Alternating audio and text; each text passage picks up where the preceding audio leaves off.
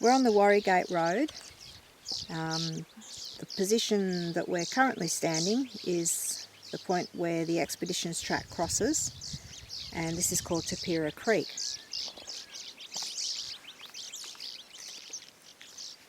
Camp 55 is just out there to the east. They stopped here for lunch and they named it Braze Creek, but today it's called Tapira Creek.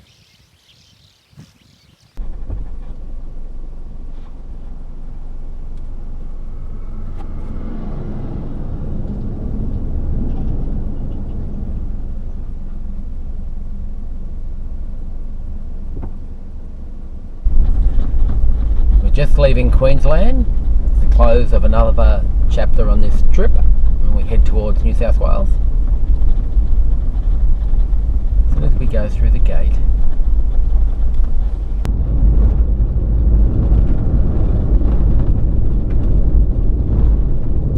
It's apple and banana crumble, so I've got apple underneath, sliced banana on top, and we're going to put this crumble mixture that I've made, which is just flour and butter and oats and cinnamon, and we're going to cook it on the fire and eat it with custard and cream.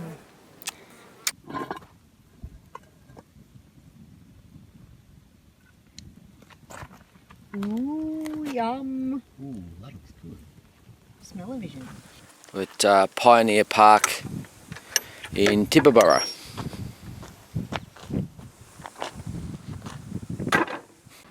This is a replica of Charles Sturt's boat that he bought on his expedition in 1845 in search of the inland sea.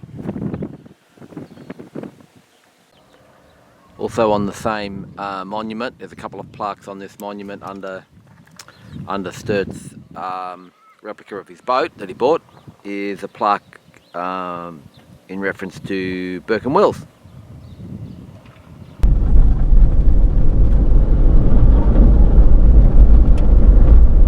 He's got a big load, hey?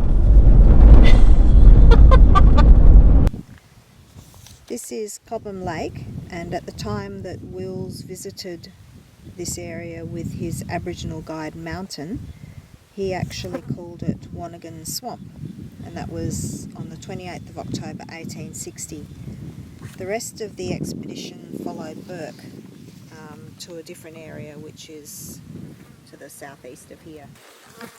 You can see where we are in the book. So we are working backwards currently. Cobham Lake, where Wills and the guide went. Pulgamurty Creek, which is where Burke went and the rest of the party, and then we've got Camp 44, 45, 46, below overflow. An interesting thing we've noticed about these wildflowers, look this way, they all look white, or most of them look white into the sun, but Tracy noticed, I keep walking this way,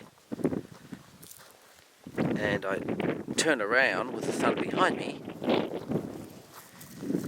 you'll see that most of them actually have yellow centres, all facing the sun.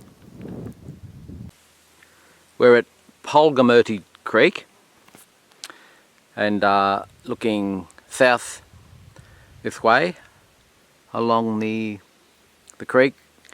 On the western side would be Camp 43, about 10 kilometres down the creek. They crossed the creek at this point here and then headed northeast the way that Wednesday is pointing to Camp 44 that we talked about before. Out over those plains, about 32 kilometres away, is Mount Coonanberry. Wills called this Mount Wanabinta, and Becker did a painting of this mountain from this direction, but he was probably a bit closer when he did it. I have there. Is this another one? In the middle? No? Not only are we looking out for cows, sheep,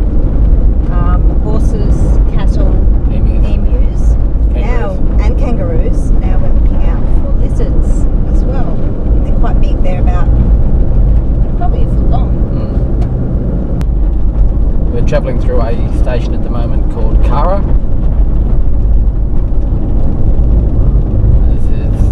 It's quite a long way to go on this sort of road. We're at the point where the expedition crossed between Camp 42 and 43. Wednesday is looking towards Camp 42, a distance of about 8 kilometres. As you can see, there's not much around.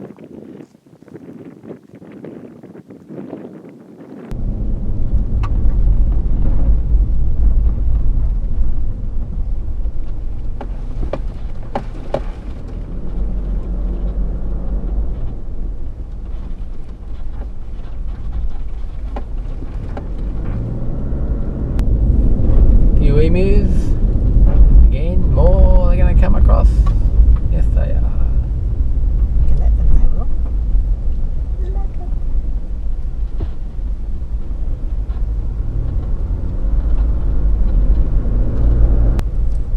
Oh, look at their letterbox. Might have to take a photo of that.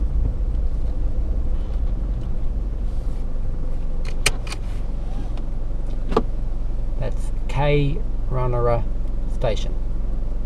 We're looking back towards Matawinji and Camp 40. As I zoom out here and spin around, we're on the point on the road here where the expedition crossed, so they would have come up straight into the camera, and they've crossed where I've parked around this area, and Wednesday's top on the roof there to have a look. She's very excited that we're nearing the end. And there's a hill over there. I'm not sure whether you can see the hill. I'll try and zoom in. It's called Burke's Lookout. And about 10 k's from this point would be Camp 41 in that direction.